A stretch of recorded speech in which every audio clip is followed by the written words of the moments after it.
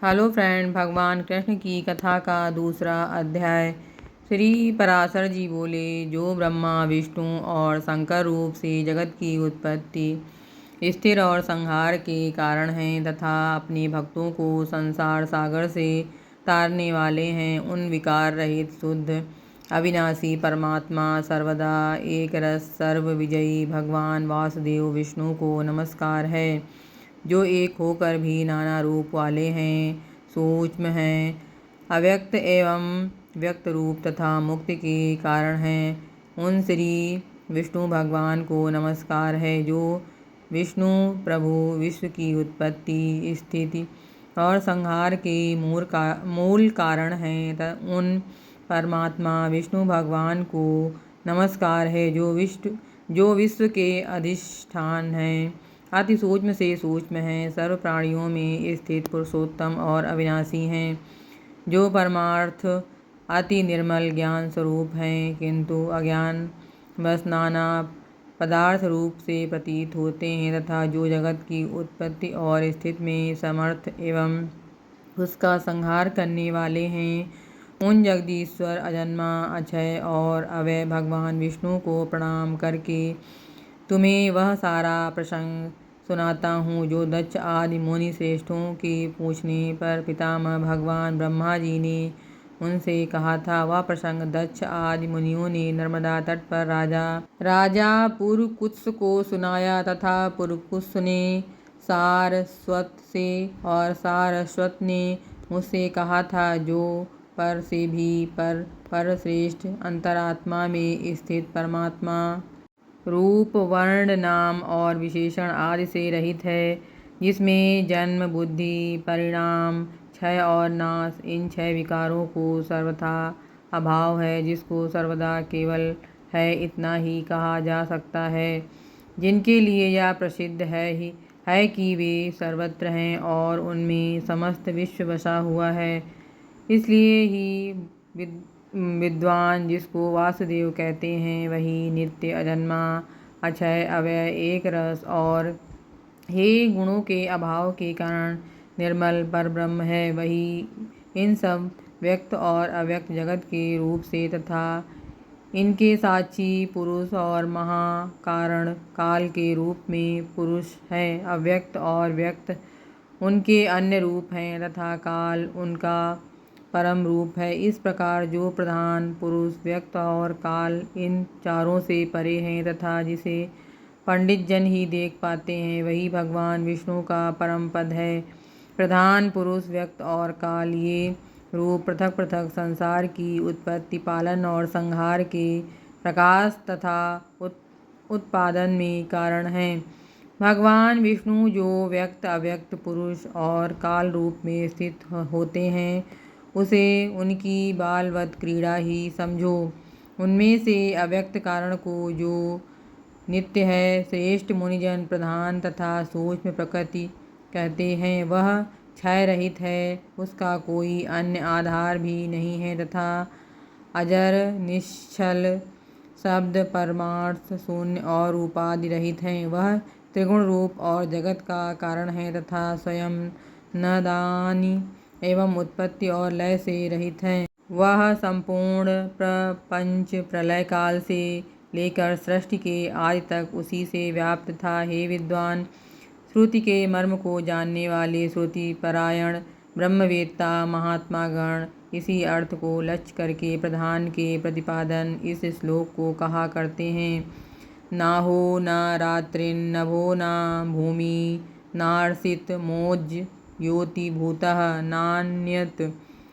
हे विष्णु के परम स्वरूप के से प्रधान और पुरुष ये दोनों रूप हुए, उसी के जिस अन्य रूप के द्वारा वे दोनों संयुक्त और वियुक्त होते हैं, उस रूपांतर का ही नाम काल है। बीते हुए प्रलय काल में यह व्यक्त प्रपंच प्रकृति में लीन था, इसलिए प्रपंच के प्रलय को प्राकृत प्रलय कहते हैं। काल रूप भगवान अनादि हैं, इनका अंत नहीं है, इसलिए संसार की उत्पत्ति स्थिति और प्रलय भी इसी कभी नहीं रुकती है। प्रलय काल में प्रधान के महात्म में स्थित हो जाने पर और पुरुष के प्रकृति से पृथक स्थित हो जाने पर विष्णु भगवान को काल रूप प्रवृत्त होता है।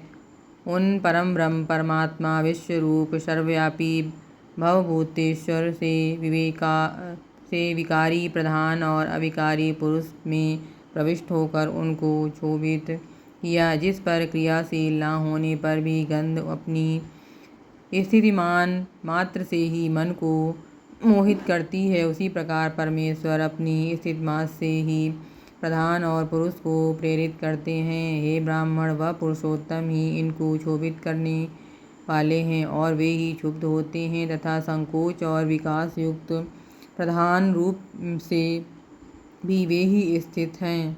काल के प्राप्त होने पर गुणों की साम्यता प्रधान जय विष्णु के क्षेत्र स्वरूप है।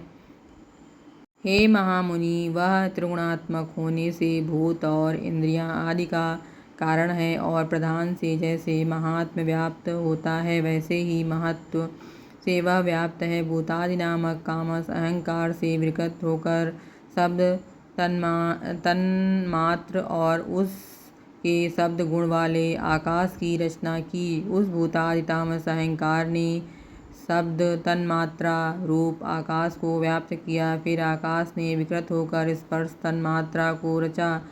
उससे बलवान वायु हुआ, उनका गुण स्पर्श मन वाला है। शब्द तन्मात्रा रूप आकाश ने स्पर्श तन्मात्रा वाले वायु को आवृत किया है, फिर वायु ने विकृत होकर रूप तन्मात्रा की सृष्टि की।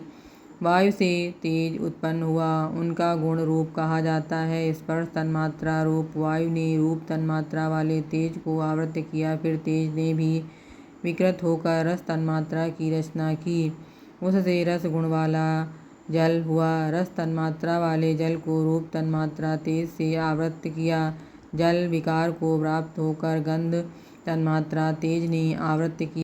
10 इंद्रियां राजस अहंकार से और उसके अधिष्ठात्रा देवता वैकारिक सात्विक अहंकार से उत्पन्न हुए कहे जाते हैं। इस प्रकार इंद्रियों के अधिष्ठात्रा 10 देवता और 11वां मन वैकारिक है। हे द्विज, वक चक्षु नासिका जिह्वा और स्रोत, ये पांचों बुद्धि की सहायता से शब्दादि विषयों को ग्रहण करने वाली 5 ज्ञानेंद्रियां हैं। हे मैत्रेय, वायु उपस्थ हस्त पाद और वाक के 5 कामेंद्रियां हैं। इनके कर्म त्याग शिल्प गति और वचन बतलाने वाले हैं।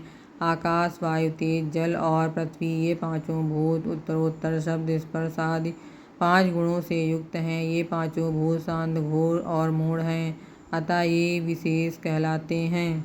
इन भूतों में अलग अलग प्रकार की शक्तियां हैं। वे परस्पर पूर्णता मिले बिना संसार की रचना नहीं कर सकती, इसलिए एक दूसरे के आश्रय रहने बेल और एक ही संघात की उत्पत्ति के लक्ष्य वाले महात्म से लेकर विशेष प्रलय प्रकृति के इन सभी विकारों ने पुरुष से अधिष्ठित होने के कारण परस्पर मिलन कर सर्वथा एक होकर प्रधान तत्व के अनुग्रह से अंड की उत्पत्ति की। हे महाबुद्धे, जल के बुलबुले के समान भूतों से बढ़ा हुआ यह गोलाकार और जल पर स्थित महान अंड ब्रह्मा विष्णु रूप ब्रह्मा का अति प्रिय है। उससे भगवान विष्णु ब्रह्मा होकर रजोगुण का आश्रय लेकर इस संसार की रचना हुई है तथा रचना हो जाने पर भगवान विष्णु उसका पालन करते हैं। इस प्रकार समस्त भूतों का भक्षण कर लेने पर संसार जलमय हो जाता है। जागने पर भगवान विष्णु ब्रह्म रूप होकर वे फिर जगत की रचना करते हैं। वह एक ही भगवान जनार्दन जगत की सृष्टि स्थिति और संहार के लिए ब्रह्मा विष्णु और शिव इन 3 संज्ञाओं को धारण करते हैं। हे प्रभु, विष्णु सृष्टा होकर अपनी ही सृष्टि करते हैं, पालक विष्णु होकर पाल रूप अपना ही पालन करते हैं, अतः हे स्वमेव ही संहारक तथा स्वयं ही लीन होते हैं। भगवान विष्णु ही ब्रह्मा आदि अवस्थाओं द्वारा रचने वाले हैं, वे ही कहे जाते हैं, वे ही पालित हैं, वे ही पालन करते हैं तथा वे ही संहार करते हैं। द्वितीय अध्याय समाप्त।